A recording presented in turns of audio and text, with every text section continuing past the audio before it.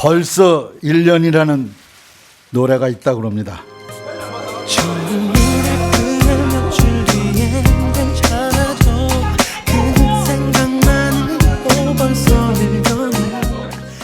아니 벌써라는 김창완의 노래도 있습니다. 아니 벌써 해가 솟았나. 기자간담회를 시작하도록 하겠습니다. 저는 부대변인 권순민입니다. 먼저 문희상 국회의장님의 인사 말씀이 있겠습니다. 반갑습니다. 국회의장 문희상입니다. 벌써 1년이라는 노래가 있다고 합니다. 아니 벌써라는 김창완의 노래도 있습니다. 글자 그대로 벌써 1년이 지났습니다.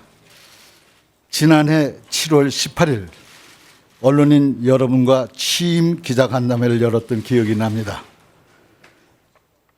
지난 1년 많은 관심과 애정으로 국회의장의 활동을 지켜봐 주신 언론인 한 분 한 분께 가슴 깊이 우러나오는 감사의 말씀을 먼저 올립니다. 저는 취임 일성으로 협치와 통합의 국회, 일 잘하는 실력 국회, 미래를 준비하는 국회를 나아갈 방향으로 제시한 바 있습니다. 세 가지 모두 신뢰받는 국회를 목표로 한 것입니다. 이를 위해 강도 높은 국회 개혁을 추진해 왔습니다. 국민 눈높이에 맞는 국회를 만들기 위해서 특수활동비를 대부분 폐지했습니다. 70년 국회 운영에 획기적인 변화를 가져온 개혁이었다고 자부합니다.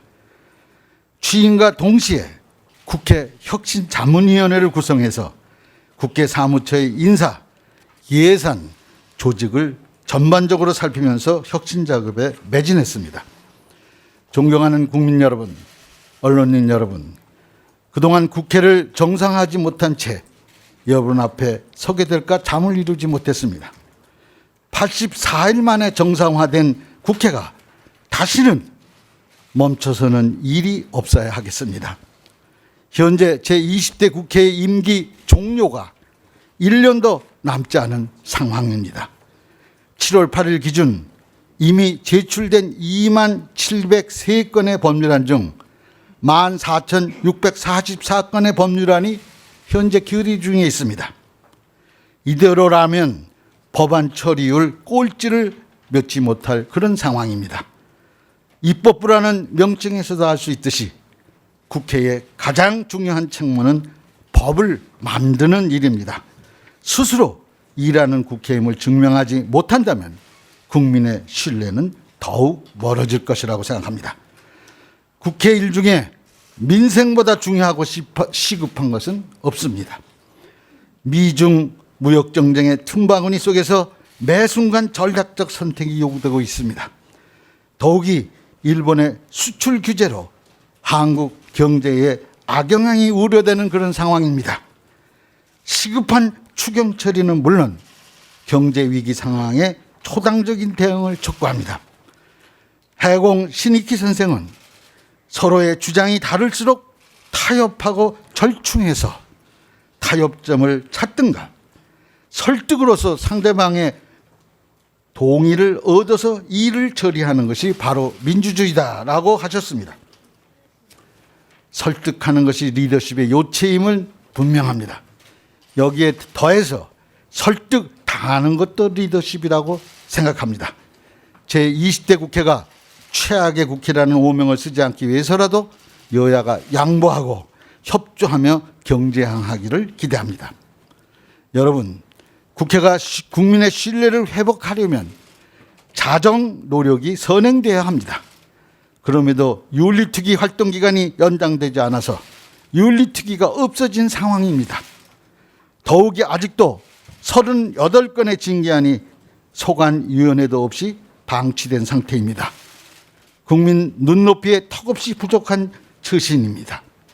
윤리특위의 활동은 자정노력과 개혁의지의 리트머스가 될 것입니다. 즉시 윤리특위를 재거당하는 동시에 상소라 복원을 위한 국회법 개정 협의에 나서주기를 촉구합니다. 언론인 여러분, 지난 6월 30일 판문점에서 남북미 정상이 한자리에 모인 장면을 감동적으로 지켜보았습니다. 4.17 남북 정상회담에 이어서 전쟁의 상징이던 판문점이 평화의 상징으로 다시 한번 거듭나는 순간이었습니다. 한반도 평화 프로세스의 중대 전환점이며 멈칫해 보였던 북미 협상 재개의 모멘텀이 조성되었다고 생각합니다. 이를 계기로 남북 관계에게도 새로운 전개가 마련되어야 하겠습니다. 북미 협상의 성공을 위해서도 북미 남북 관계의 병행 발전은 필수적이라고 생각합니다. 이러한 관점에서 입법부 차원에서도 여건을 만들어가면서 국회 방북단을 추진할 생각입니다. 지난 8일 원내대표 회동에서 이러한 구상은 빠른 시일 안에 구체화하기로 의견을 모았습니다. 정부와도 긴밀히 논의해서 공식화하게 되면 북측의 전향적인 답변을 기대하는 바입니다. 존경하는 국민 여러분, 언론인 여러분, 저는 지금의 국회의장이라는 임무가 정치 인생의 활용점정이자 마지막 무대라는 각오로 하루하루를 임하고 있습니다. 저의 정치는 자유로부터 시작되었습니다. 그 시대에는 마음껏 말할 수 있는 자유, 주장할 수 있는 자유가 간절했던 그런 시기였습니다. 프랑스 사상가 볼테르의 말로 전해지는 나는 당신의 주장에 반대하지만 당신이 말하는 자유를 위해서 언제든지 죽을 수 있다는 문구가 가슴을 뜨겁게 했던 그런 시대에 저는 정치를 출발했습니다. 보수는 자유의 가치를, 진보는 평등의 가치를 원조로 합니다. 역사적으로 동서고금을 통틀어 언제나 지키자는 보수의 사람들이 30%, 고치자는 진보의 사람들이 30% 있었습니다. 중간의 시각 40% 사람들의 선택과 심판에 따라 체제가 바뀌는 것이 정상적인 사회입니다. 진보와 보수의 양날개는 건강한 사회를 지탱하는 힘이기도 합니다. 한쪽이 없어진다면 바람직하지도 희망적이지도 못한 세상이 될 것입니다. 진보와 보수를 성과 악의 이분법으로 구분하는 것은 나쁜 정치입니다.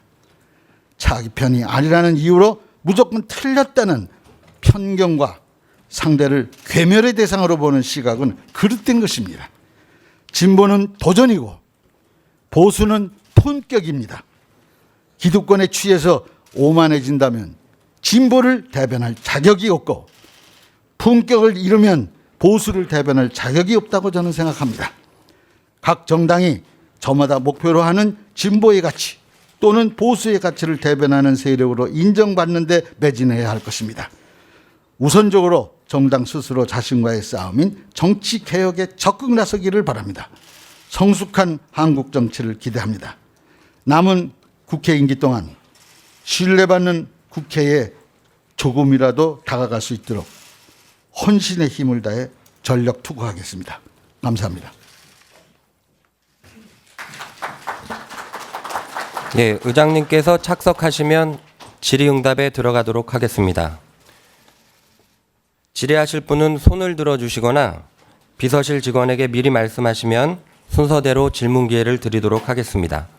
질문하실 때는 소속과 성명을 말씀해 주시면 감사하겠습니다. 이번 첫 질문은 국민일보의 신재희 기자님. 네, 의장님 안녕하세요. 저 국민일보 신재희라고 합니다.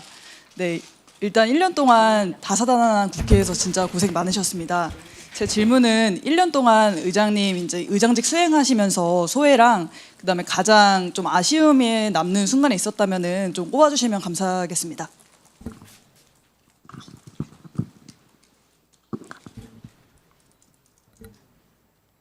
예,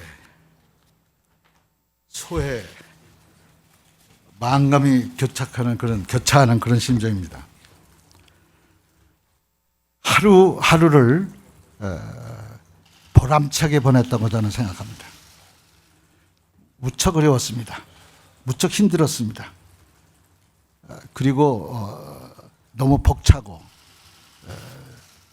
부족한 점이 많은 점을 깨자르게 깨달으면서 때로는 후회할 일도 했고, 그러나 그 속에서도 저는 정치 인생의 마무리를 잘해야겠다라는 생각을 갖고 시정률과 최선을 저는 다했습니다. 저의 그 정치 인생의 마지막 불꽃으로 생각하고 한 그 최대의 마지막 목표는 단 1%라도 국민의 신뢰를 말는 성숙한 품격 높은 국회를 한번 만들어보자. 그것이 처음이자 끝으로 알파의 오메가인 저의 최종 목표입니다. 왜냐하면 민주주의의 꽃은 의회주의이고 의회주의는 민주주의의 알파요 오메가입니다. 그래서 의회주의가 제대로 되려면 의회가 품격이 높아지고 성숙해지고 그래서 국민으로부터 사랑받거나 신뢰받거나 존중받는 그런 국회가 될 때만이 바로 설 수 있다. 이런 생각을 했기 때문에 그래서 지난 저의 1년은 전부 그거에서 총 매진했던 그런 시절이었다고 생각하고 가장 보람전 그 순간을 하나 딱 뭐 여러 번 느낀 점이 있습니다만은 그래도 보람차게 느꼈던 것은 상설 국회, 상시 국회, 국회가 1년 내내 열려야 된다는 것이 결국 제가 주장했던 법안 소위의 복수화 그리고 정리화 그래서 한 달에 2번 이상은 의무적으로 열어야 된다는 그런 법률이 통과되던 날 이제 새로운 첫 걸음이 시작됐구나라고 가장 보람찬 것을 느꼈던 적이 있고 특히 아쉬웠던 점이라고 생각하면 패스트 트랙 과정 속에서의 그 국회 선진화법상에 우리가 추구했던 동물국회 이제 그만두자라고 해서 만들어진 것이 결국 식물국회라는 비난 속에서 그런 일이 다시 동물국회화하는 그런 현장을 보면서 참으로 뭐라 그럴까 이런 말할 수 없는 회한과 후회와 그리고 염치 없음 국민들한테 볼 낯이 없다라는 생각을 가졌던 점이 지금도 아쉽게 남고 있습니다. 예, OBS 김용주 반장님 손 들어주셨는데요. 네, OBS의 김용주입니다. 저는 의장님이 말씀하신 모두 발언 중에서 몇 가지 눈에 띄는 부분에 대해서 질문을 드리도록 하겠습니다. 먼저 국회 방문단입니다. 방북단입니다. 당초에는 국회 남북 국회회담을 추진을 하셨는데 이 계획이 갑자기 이렇게 변경되게 된 이유가 무엇인지 그리고 앞으로 또 추진을 하실 것 같은데 앞으로 계획이 어떻게 되는지 첫 번째 질문이고요. 그 다음에는 일본 무역 보복 관련해서 살짝 언급하시고 앞으로 국회 차원의 대응 이 부분에 대한 말씀이 없으셨습니다. 사안이 사안인 만큼 앞으로 어떤 구상을 갖고 계신지 답해 주시면 감사하겠고요.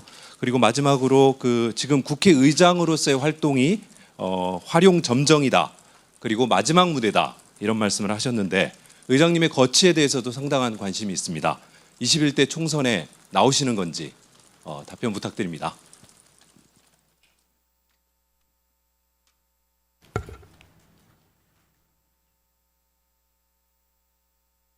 예, 질문해 주신 OBS 기자님 반갑습니다. 경인지방 총괄이시죠? 제가 고향이 경기도니까 낯설지 않고 좋습니다. 그런데 모든 질문을 이렇게 방불방일 마지막 것이 빼면은 언론용어로 야마가 다 빠지는 것 같아서 그 다음 분들은 뭘 질문할까 좀 걱정되네. 모범 답안도 있고 아마 여러분도 다 갖고 계실 겁니다. 그러니까 길게 얘기할 것보다는 이제 요점만 정리해서 말씀을 드립니다. 우선 북미 문제에 관해서 참으로 지금 현재 중요한 전환기다. 그리고 평화 프로세스의 중대한 전환점이다. 이렇게 판단하는 때입니다. 판문점에서 전격적으로 이루어진 우리 남북미 3자 정상회담, 아니 정상회동 그리고 북미 정상회담이 벼랑간 잡힌 건데 그래도 53분이라는 긴 시간을 회담을 가졌다는 것. 그래서 아주 저는 이것이 아주 북한의 완전한 비핵화와 한반도의 평화 정책이라는 어떤 기본적인 우리들의 갈 지향점에 관해서 결정적인 모멘텀이 마련됐다 이렇게 생각합니다. 따라서 국회도 여기에서 무언가를 기여할 수 있으면 돼야 된다고 이렇게 생각하고 마침 이거에 관한 5당 대표들의 만남 그리고 3당 원내 교섭단체에서 만나면서 긍정적으로 추진해 달라는 합의점을 도출했기 때문에 적극적으로 할 생각으로 있습니다.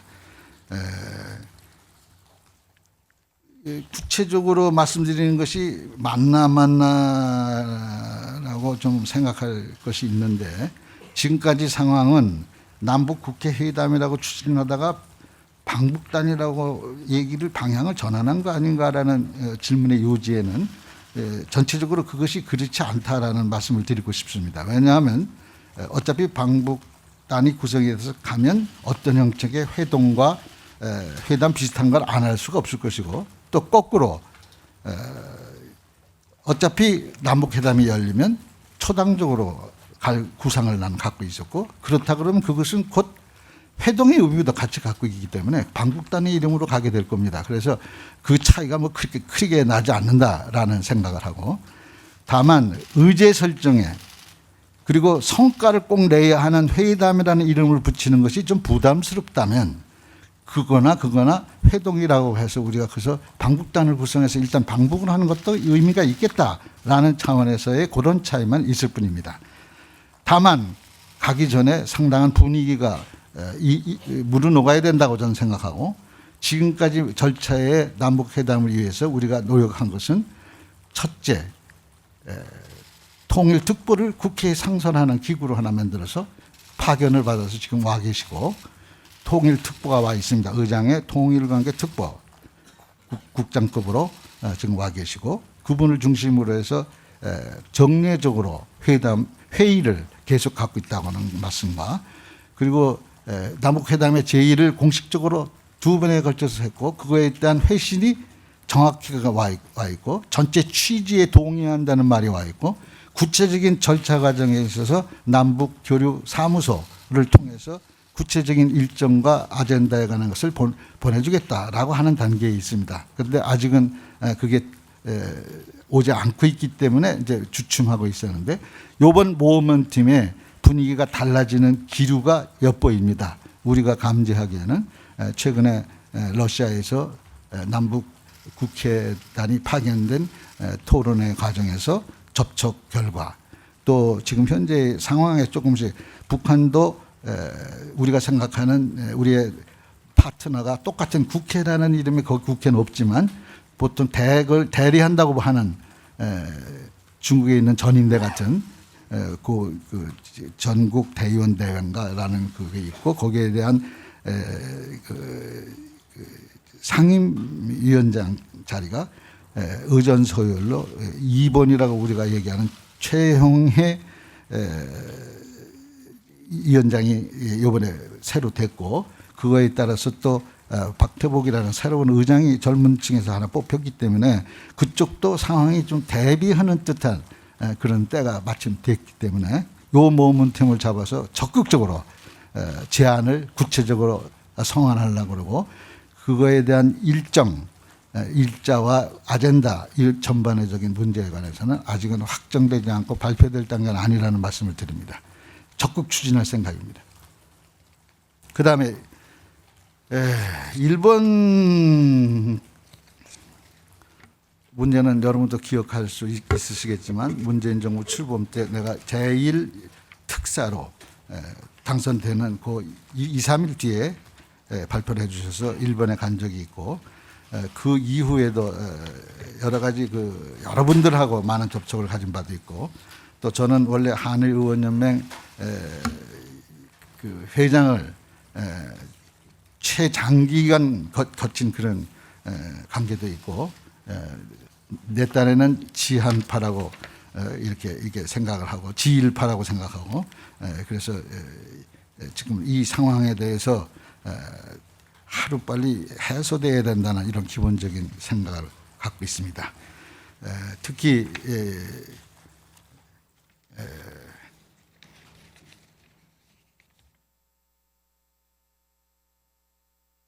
기본적인 일본 문제에 관해서 제가 말씀드리고 싶은 거는 기본 방향을 말씀을 드리면 한일 관계는 어때야 되느냐라는 것이 제가 특사일 때 한일회담 한일 의회연맹의 회장일 때 똑같이 그들한테 얘기하는 기본 틀은 투 트랙이라는 겁니다. 과거는 과거고 현재는 현재다라는 기본 틀인데 한일 관계는 과거는 직시하고 미래지향적으로 나가야 한다는 김대중 오부지 선언, 그것이 뼈대가 돼야 된다. 그러나 과거를 직시한다는 말은 과거에 얽매여서 앞으로 단 한 발짝도 못 나간다는 것은 없어져야 된다는 뜻으로 나는 해석을 하고, 따라서 과거에 얽매여서 미래를 단 한 발짝도 못 나가는 것은 어리석은 일이다.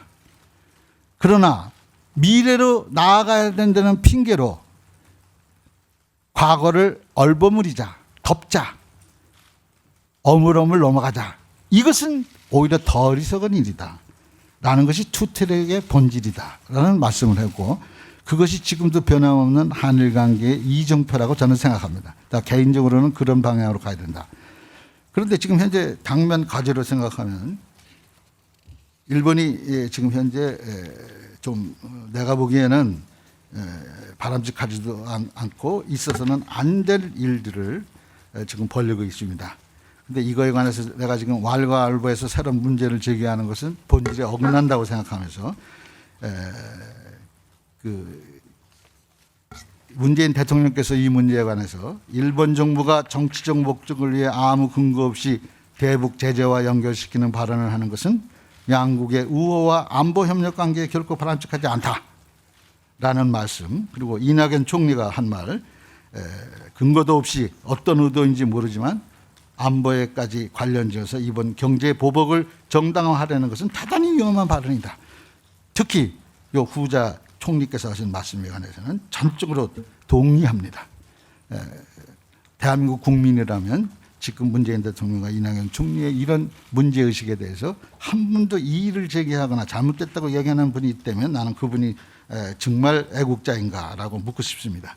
그래서 이 대목은 분명합니다. 그러나 그 해결 방법을 논의하는 과정에서 정부가 제일 첫째입니다. 정부 당국에서 가장 효율적인 해법을 마련해 가지고 스스로 접촉해야 되고, 그 접촉 과정의 결과로 결국 최종적으로 마무리는 정상회담에서 봐야 된다는 것이 우리가 보통 하는 교과서적인 해법의 정석입니다. 그러나 중요한 것은 그런 과정에서 그럼 나머지는 손 놓고 있어도 되는가? 난 그렇지 않다고 생각합니다. 특히 국회가 가만히 있어서는 안 된다고 생각합니다. 마침 이 문제에 관해서는 여와 야가 없이 똑같은 합의선을 갖고 있습니다. 그래서 국회에서 결의를 하기로 했고, 그러면 외교통일위원회에서 곧 이제 합의가 되고 19일 이전에 그 국회 결의안이 통과되면 그 결의안을 가지고 일본 참의원 선거와 지방자치 선거가 12년 만에 겹치는 20일 날을 지나서 21일에서 말일 즈음해서 그 어간에 하루 이틀 늦어질 수도 있습니다. 거기에서 국회 대표단이 간다. 이것은 확정적입니다. 그런데 문제는 지금도 여러 외통위원장도 가셨고 또 다른 박병석 관련 방일단도 있었고 여러분들이 최근에 갔는데 중요한 분이 다 만나기를 회피하고 있습니다.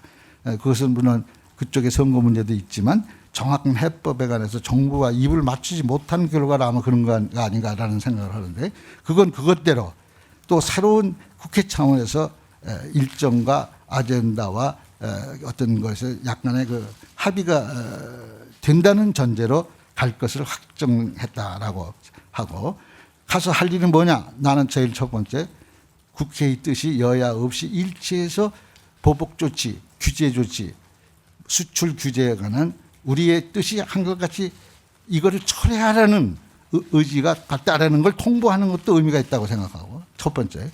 두 번째, 어쨌거나 국회라도 나서서 입법적 해결을 주관할 수 있다라는 신념을 그쪽에 좀 알려주고, 그로 인해 가지고 굉장히 현실적인 그런 해법을 낼 수 있다. 지금 거론되는 나는 1+1만 정부안이라고 생각하는데, 그리고 그 이상도 아직 다 전진됐거나 진전된 안이 없다고 어저께도 확인했는데, 그럼에도 불구하고 어떤 신문을 보니까 1+1+알파가라는데 지금 현재로는 전혀 정부에서 합의되거나 정해진 안은 아니라고 합니다. 어쨌거나 그런 선과 좀 벗어난 1+1+ 어떤 알파의 전략 같은 게 꼭 그 어느 신문 보도와 같이 똑같지는 않지만 어떤 대안을 만들 수 있는 것이 나는 국회 차원에서는 가능하다고 생각하고, 그런 안을 만들어질 수 있도록 그 방일 기간 전에 그걸 완성하는 한일 의교 외교 포럼에 서청원 회장을 중심으로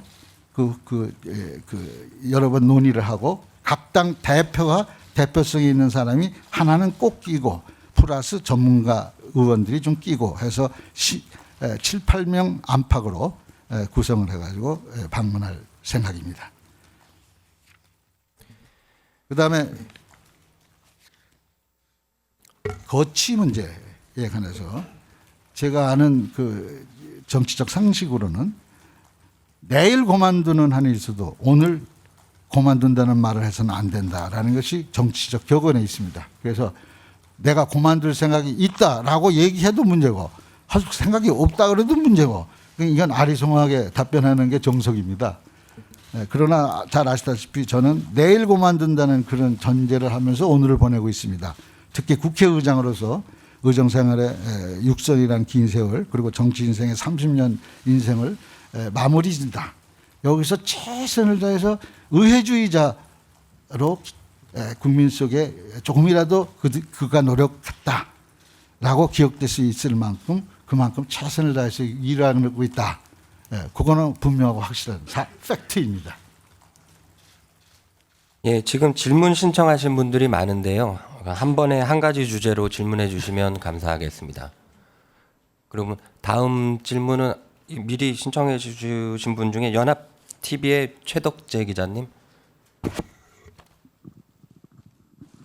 안녕하세요. 연합뉴스TV 최덕재입니다.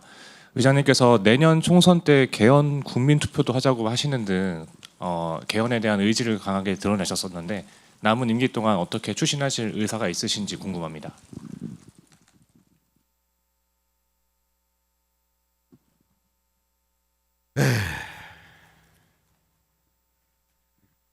뭐 더 말할 것도 없이 저는 개헌이 꼭 돼야 된다고 생각합니다. 그리고 그것이 내 임기 중인 20대 국회 하반기에 꼭 됐으면 합니다. 그것이 내가 바람대로 되는 것이 최선이지만 안 되더라도 저는 끝까지 개헌의 필요성과 당위론에 관해서 계속 또 대안과 함께 주장할 것입니다. 예측컨대 되지 않을지도 모릅니다.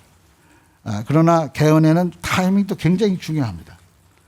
그래서 만약에 20대 때 못하더라도 그래도 현 대통령의 임기가 21대 국회의 전반부 2년은 있습니다. 그래서 그때는 될 수도 있겠구나라는 생각을 저는 희망적으로 갖고, 어쨌거나 그거와 관계없이 현 20대 말까지 지금 현재도 노력하고 있습니다. 왜 내가 지금 개헌이 꼭 되느냐 하면은 촛불 민심에 마무리가 안 됐다는 측면에서 저는 그렇습니다.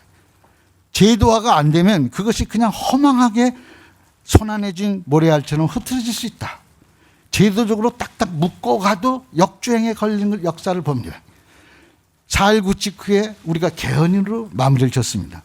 그러나 1년 뒤에 그 개헌이 어떻게 됐는가? 여러분도 아시다시피 군사 쿠데타로 역주행에 걸렸습니다. 그럼에도 불구하고 그때 하려는 그 민주화의 의지가 결집된 게 최종적으로는 개헌으로 마무리가 됐었다. 그리고 87년도에 우리가 가졌던 소위 서울 광장에서의 10만 넥타이 부대의 함성, 그 속에서 만드는 60항쟁이라는 그 어마어마한 역사적 변곡점에서 우리가 맞았던 것도 87년 개헌입니다. 그때는 우리 손으로 대통령 뽑지 않은 직선제 개헌이었고 바로 그것이 의미 있는, 역사상의 의미 있는 개혁의 두 번째입니다. 그런데 그것도 또 1년 뒤에 잘 알다시피 마무리가 그렇게 깨끗하게 졌다고는 안 생각하지 않아. 어떻거나 그렇게 됐는데 지금도 국민의 힘으로 전체 의원의 3분의 2가 넘는 234명, 반대가 57명, 2, 3, 4, 5, 7이기 때문에 제가 기억하고 있습니다. 바로 그런 상황 속에서 합법적 절차로 국회가 개헌을, 탄핵을 결의하고 헌법재판소가 그걸 받아들여서 그런 체제에서 만들어냈는데 이것을 헌법적으로 마무리를 안 짓는다면 이것은 역사적 책무의 방기라고 나는 생각합니다. 방기, 버리는. 그래서 어떻게든지 개헌을 해야 된다고 생각하고 개헌의 큰 흐름의 방향은 더 말할 것도 없이 제왕적 대통령의 권력을 분산하는 체제로 만들어야 된다. 왜냐하면 시민 촛불의 그 힘은 바로 제왕적 대통령의 무한대의 권력을 그대로 방치하고 비선실세가 국정농단하는 사태 속에서 벌어지는 일이. 그래서 그걸 막으려면 권력의 집중을 분산하는 그 원칙에 맞는 그런 개헌을 해야 된다고 생각하고 지금도 개헌의 방향은 거기에 초점을 맞춰진다고 생각하고 기타 개헌에 대한 약속사항은 대통령이 지난번에 제안했던 거나 그동안 여야 간의 각종 개헌위원회 또 국회가 주도했던 국회의장 역대 최근에 새 의장들은 다 관심이 있었어요. 그래서 개헌에 가서 만든 합의 그 선에서 크게 다르지 않다. 거의 비슷합니다. 차이가 있다면 권력구조 측면인데 권력구조는 국무총리의 힘으로 지금 현재 내각제로 바로 넘기는 것은 국민적 합의가 용납이 안 돼요. 그렇다 그러면 국무총리의 권한을 강화해서 권력을 분산하는 쪽에 있고 바로 그것은 우리가 거의 합의선이 있다. 그래서 지난번에 제가 공식적으로 제안한 요 다음 총선에서 개헌에 관한 안을 국회에서 의결한 안을 가지고 국민투표에 붙이자. 그 안의 요지는 총리를 추천하는 걸 복수 추천하고 국회에서 그걸 한 분을 지정하는 것은 임명하는 것은 대통령이 하고 그러면 큰 틀을 안 바꾸면서 현재 대한민국 헌법에 있는 국무총리 책임자가 되고 그럼 그 국무총리는 바로 그 강요의 그 제청권이 있고 해행건의권이 있고 그러면 그 제청과 해행건의의 대상이 되는 강요는 총리의 말을 안 들을 수가 없고 책임을 자기가 지지 않을 수가 없고 그래서 각 강요가 책임을 지는 그런 일들을 우리가 좀 어느 정도 접근된 안으로 요거를 좀 이루자라는 생각을 갖고 있기 때문에 지금도 그 생각이 변화가 없습니다. 그러나 아까도 말했지만 이것은 뭐 의장이 뭐 뜻을 가지고 추진한다고 해서 반드시 추진되는 건 아닙니다. 그러나 그 분위기를 만들고 당일론을 강조하고 해야 되는 역사적 문제에 관해서 그리고 우리 모두 이 시대를 사는 모든 사람의 소위 1700만의 시민들이 촛불 하나 딱 들고 바꾸자라고 했을 때 그 상황은 바른 어떤 정의를 나라다운 나라를 그래서 그거를 주장했기 때문에 그것을 제도적으로 마무리하는 것의 첫째는 개헌에 있다라는 생각은 변함이 없고 계속 추진할 생각입니다.